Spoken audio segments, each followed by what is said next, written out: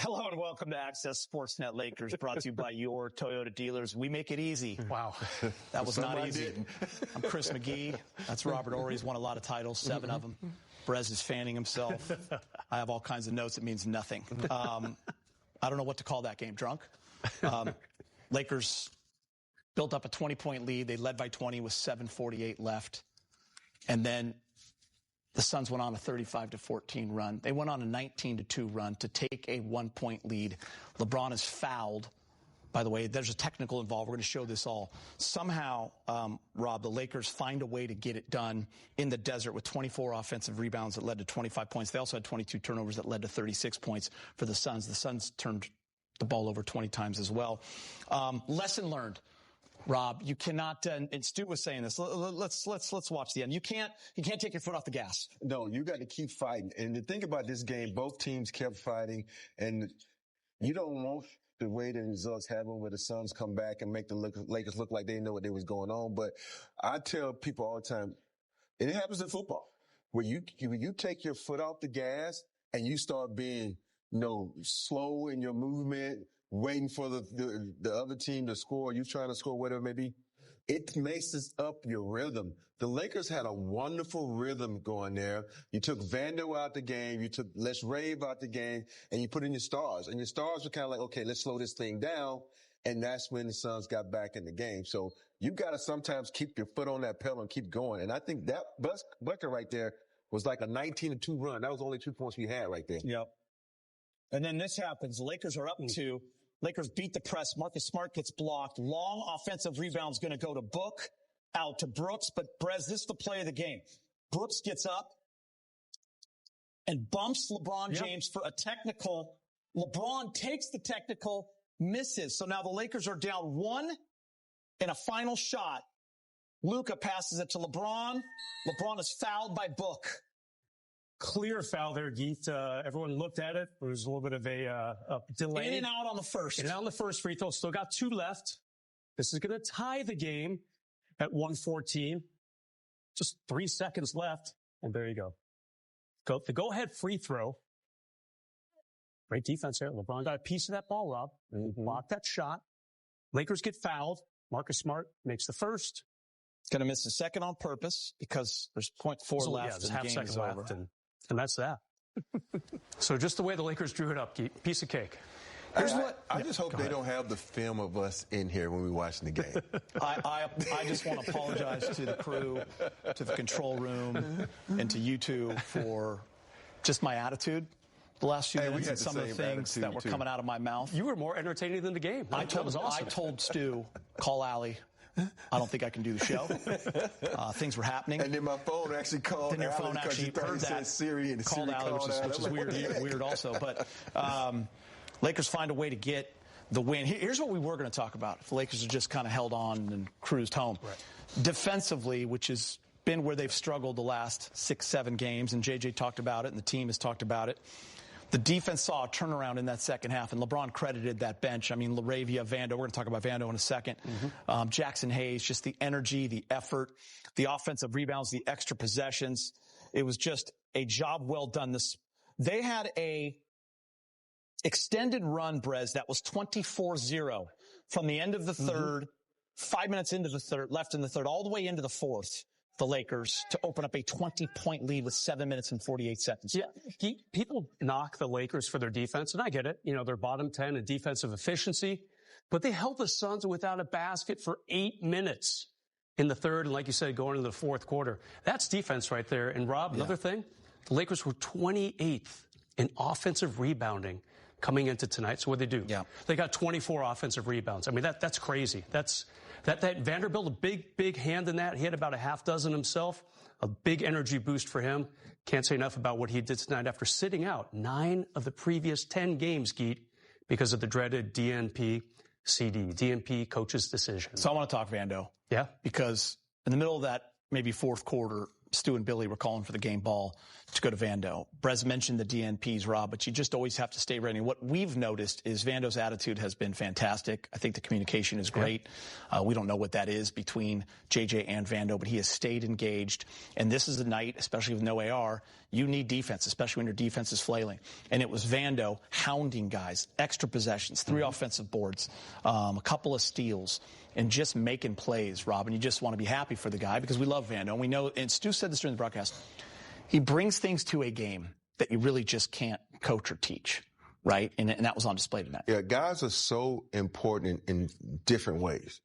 And when Vando is in the game, Vando brings a certain energy that's like no other. His ability to harass the ball. Think about it. That was his first play of the game when he ain't played in, 7 to 8 games? 9. He played a couple games for only 3 minutes. Yeah. So 9 of the last 10. So my thing, his first play in the game was an offensive rebound with the putback.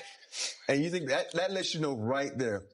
And then even that player right there, Brez wants him to shoot threes. He knocks down a he three. He did make one. 1 for 2. It's almost like JJ was listening to our show because he put Vando in the position to do what he do best. Keep the ball alive. He was in that dunker spot. Even when he was in the game with Ayton. Ayton moved up to the free throw line because Ayton is a better mid-range than Dunker. He got offensive rebounds. People start worrying about Vando. What happened? Ayton got the offensive rebounds. LeBron got offense. And that's so important because you think about how this game is played. It's played with a lot of three-point shots, man.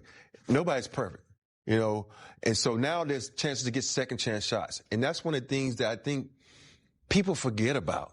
And tonight, if they didn't get those second chance shots, we're talking about an L. We're talking about 25 points. Yes. Off of 24 offensive rebounds. That's incredible, man. And you think about it. That was done with just guys off the bench hustling. I'm not going to count DeAndre Ayton because he always does this. But the guys off the bench, I think it was 12 offensive rebounds by the guys off the bench. That's incredible. I mean, the Lakers only shot 18% from 3. They only made 7, so they had to find ways to get it done, Brez, and score 115 points. Love for you to talk about Vando. I just wanted to throw in plus 17 in the rebounding category. He only played 17 minutes. I mean, the way he was 17 minutes. Yeah, only 15. Only 15, excuse me. Wow. And the way he was running around, it felt like he was playing 37 minutes. I mean, I don't remember him taking a break. Obviously, he did if he only played about a third of the game, Rob. But he comes in right away. And J.J. Redick has been crediting Vando a lot over the last month or so. He has not been part of the rotation. Snuck in at the end of a game a couple games ago, just for a few minutes. But J.J. Redick kept saying, I'll tell you about Jared Vanderbilt. He keeps coming to practice ready to play. He keeps showing up on days where you don't have to show up. It's called the get what you need type of days. It's not a mandatory practice. Vanderbilt has been going to those and playing, little 3-3, 4-4 games off to the side. He has to stay in shape. 100%, right? Yeah, when you're not playing and you're out of the rotation, you have to, I know you love this phrase. If you stay ready, you don't have to get ready. Did I get it right? Yeah, you got it right. Stay ready, you don't have to get ready. It's a mental block for me. I think I finally got it right. It's the one thing you really struggle with because you're great at everything. But that's what Vando has done. Credit to Vando, credit to the whole team. They won a tough way in a very unique game, let's put it that way. But I just hope that the coaching staff, and I'm not just going to say JJ, I'm talking about the 2 former head coaches that sit there, that you 2 guys, all 3 of you played, and you can be impactful in different ways in the game. You think about Vando, the energy that he gives his teammates. When he's dived on the floor, that excites your teammates. I call it infectious. When he gets a rebound, that excites your teammates. And you got to understand that's so important, especially when you got guys like Luka and LeBron out there who's taking the bulk of the offense. You need some excitement in different type of ways. So I hope this is not just a one shot in the dark thing where they don't play him, because he deserves to play because he brings so much to the game in so many different ways. Yeah, I don't know if excitement is how I felt at the end, but that's a great word that you use. I've been looking forward to this because I want to hear what he has to say. Here's J.J. Redick, brought to you by your Toyota dealers. JJ, before we get to the end, the third quarter defensively, they held them to 15 points, and then most of the fourth quarter. What did you see as the key behind that? We played hard, and we were physical, and we executed. I mean, the second efforts, on-ball containment was better, coverage execution was better. We challenged them on having a defensive mentality, and winning on the margins and not allowing compounding mistakes. And I thought we made a lot of mistakes tonight. A lot of mistakes.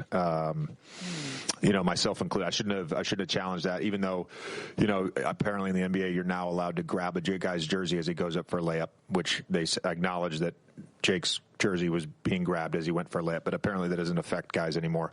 Shouldn't have made that challenge because I was in a timeout crunch and didn't have one earlier in the fourth to use it when they made on that run. But again, we didn't allow the mistakes to defeat us. We won the scoring opportunity by 11. Thought Vando and DA and really everybody that we consider a crasher did their best job of crashing tonight. That helped us win the game, along with our defensive mindset. It was just to what we needed to be, and it's about growth. It's not about perfection. It's about growth, and we got better in all those things today. So you end up winning the game, but that last stretch of 5 minutes or so, is it a little kind of prevent defense-ish or not being aggressive enough, or how did you see them able to close the gap that quickly? Yeah, I mean, there's some stuff in there, but I attribute that to my mistake at the end of the third. When LeBron and Dillon Brooks have their back and forth the way they often do, and certainly did tonight, how does that affect the team? And do you think late in the game when when Brooks went chest to chest with LeBron, do you think LeBron showed some awareness in order to kind of, for lack of a better term, sell that in order that I didn't even see the play, so I don't know. Okay. Yeah. But in terms of the back and forth, our group was unaffected by it. I think we were very cohesive tonight, and one of the biggest factors to the game was the bench play, particularly in the second half. Those guys helped get us the lead. They helped extend the lead. They did it, and that was start of the second, start of the fourth with LeBron. Guys were cheering for each other. I mean, it was, again, it's going to sound sick. I love winning games like this. Wish it had not been a one possession game, not been down with 12 seconds, like all that stuff. But winning ugly is actually really fun because it means you got in the trenches and you fought, and we did that tonight. A couple, if you would, just some maybe rapid fire round. There's so much happened. Why did LeBron shoot that technical after that? Whose decision is that after the Brooks attack? So guys were out on the court. We had kind of left. Luka and I talked. I thought Luka was going to shoot it. I walked back. LeBron was at the free throw line. He shot it. I don't know what the dialogue on the court was. And, we did this, at some point last year, early in the season, we kind of designated, here's who's going to shoot the technicals. And, every team is different. Sometimes it's the superstar. Sometimes it's the best free throw shooter. Sometimes it's a guy who maybe needs to see the ball go in the basket. Like, it's all situational. But Luka should have shot that. Yeah. What did you make of Marcus's decision to attack? Not a great decision. To maybe on a more positive note, Jared hadn't been playing, and you had kind of been talking about a need for energy, and we've talked about banshees and stuff like that. Like, just what did it tonight show you about his sort of professionalism and how he was able to make an impact, despite maybe not giving you the things always offensively? Yeah, it's interesting because I saw, you guys interviewed him the other day, and he talked about communication and like it being here and there. And like I played, and so, when things aren't going the way you want them to, it can often seem like the communication is not there. The reality is the communication has been there the whole time.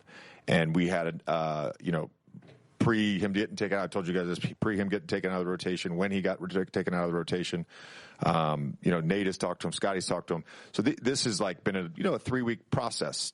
And one of the things that we kept saying is like, you're going to get more opportunities. You got to stay ready.